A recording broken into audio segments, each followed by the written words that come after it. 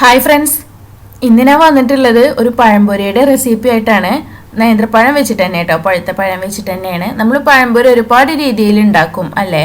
അപ്പോൾ അതിൽ ഒരു ടൈപ്പാണ് ഇത്. അപ്പോൾ ഒന്ന് ട്രൈ ചെയ്ത് നോക്കുക, എന്നിട്ട് ഫീഡ്ബാക്ക് അറിയിക്കുക. വീഡിയോ ഇഷ്ടപ്പെട്ടെങ്കിൽ ലൈക്ക് ചെയ്യുക കേട്ടോ. അപ്പോൾ ശരി, നമുക്ക് വീഡിയോയിലോട്ട് പോകാം.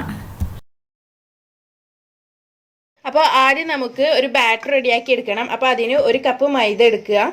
ഇതിലോട്ടൊരു 1 ടേബിൾ സ്പൂൺ പഞ്ചസാര ചേർത്ത് കൊടുക്കുന്നുണ്ട്. പിന്നെ ഒരു 1/4 ടീസ്പൂണിൻ്റെ അടുത്ത് ഏലക്കായുടെ പൊടി, പിന്നെ ഒരു നുള്ളു ഉപ്പ്. ഇനി ഇതൊന്ന് മിക്സ് ചെയ്ത് കൊടുക്കാം. കുറേശ്ശെ വെള്ളം ഒഴിച്ചുകൊണ്ട് ബാറ്റർ ആക്കി എടുക്കുക. നന്നായിട്ട് ലൂസ് ബാറ്റർ ആവരുത്, കുറച്ചൊക്കെ ടൈറ്റ് ബാറ്റർ ആയിരിക്കണം. അപ്പോൾ ഇതാട്ടോ, ഇങ്ങനെ ഒരു ബാറ്ററാണ് ആക്കിയെടുക്കേണ്ടത്. അത്യാവശ്യം കുറച്ച് ടൈറ്റോട് കൂടി തന്നെയാണ് എടുത്തിട്ടുള്ളത്. അപ്പോൾ ഇനി ഇത് നമുക്ക് മാറ്റി വെക്കാം. ഇനി നമുക്ക് പഴം കട്ട് ചെയ്യാൻ വേണ്ടത് ഒരു മീഡിയം പഴുപ്പില്ല പഴം എടുക്കുക. ഒരുപാട് പഴുപ്പാവരുത്. ഒരുപാട് പഴുപ്പായാലും നമുക്ക് കട്ട് ചെയ്തുകൊണ്ട് മെയിൻറ്റെയിൻ ചെയ്യാൻ കുറച്ച് ബുദ്ധിമുട്ടായിരിക്കും. ഒന്ന് സെൻറ്ററിൽ തന്നെ കട്ട് ചെയ്തിട്ട് നമുക്കിത് വേറൊരു ഷേപ്പിലാണ് ആക്കിയെടുക്കേണ്ടത്. കുറച്ച് കട്ടിയോട് കൂടി തന്നെയാണ് നമുക്കിത് വേണ്ടത്. നീളത്തിൽ മൂന്ന് ഇത് കട്ട് ചെയ്തിട്ടുണ്ട്. ഇനി ഇതിങ്ങനെ സെൻറ്ററിലും ഒരു പ്രാവശ്യം കൂടെ അങ്ങ് കട്ട് ചെയ്ത് കൊടുക്കുക. കണ്ടോ, ഇങ്ങനെ. ഇതൊക്കെ കുറച്ച് കട്ടിയോട് കൂടിയാണ് ഉള്ളത്. അങ്ങനെ എല്ലാതും കട്ടിയോട് കൂടി മുറിച്ചെടുക്കുക. അപ്പോൾ ഇതാട്ടോ, അങ്ങനെ ഒരു 3 പഴം കട്ട് ചെയ്ത് വെച്ചിട്ടുണ്ട്. പിന്നെ ഇനി അടുത്തതായിട്ട് ഞാനിവിടെ എടുത്തിരിക്കുന്നത് എന്താണെന്ന് വെച്ചെങ്കിൽ എള്ളാണ്. വൈറ്റ് സീസം സീഡ്സ്, വെള്ള കളറിലുള്ള എള്ളാണ് എടുത്തിട്ടുള്ളത്. ഈ ചാനൽ തുടങ്ങിയ ഏകദേശം ആ ഒരു ടൈമിലായിട്ട് cheesy balls, banana cheesy balls എന്ന് പറഞ്ഞിട്ട് ഒരു റെസിപ്പി അപ്ലോഡ് ചെയ്തിരുന്നു.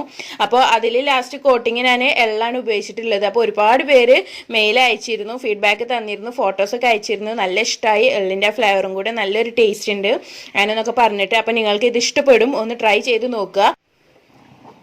അപ്പോൾ ഇനി നമുക്ക് ഇതൊക്കെ ഒന്ന് ഫ്രൈ ചെയ്തെടുക്കണം. അപ്പോൾ അതിന് ഒരു പാൻ എടുത്ത് അടുപ്പത്ത് വെച്ച് ചൂടായി വന്നാൽ ഓയിൽ ചേർത്ത് കൊടുക്കുക.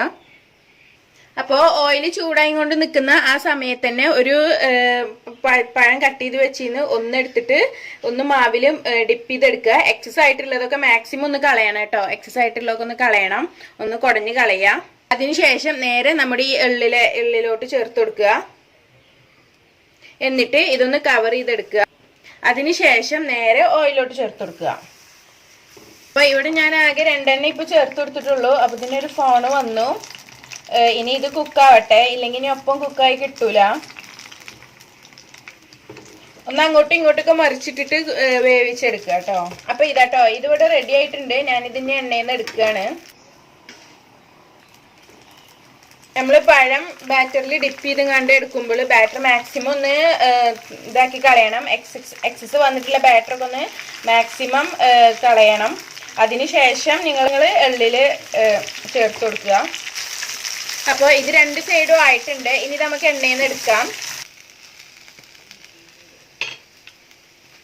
അപ്പോൾ ഇനി അടുത്ത ബാച്ചും ഇതുപോലെ തന്നെ ഫ്രൈ ചെയ്തെടുക്കുക.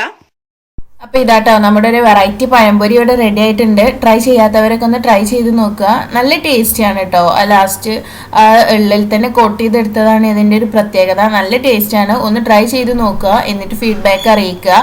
അതുപോലെ വീഡിയോ ഇഷ്ടപ്പെട്ടെങ്കിൽ ലൈക്ക് ചെയ്യുക, ഫ്രണ്ട്സിനും കസിൻസിനൊക്കെ ഒന്ന് ഷെയർ ചെയ്യുക കേട്ടോ. അപ്പോൾ ശരി, താങ്ക്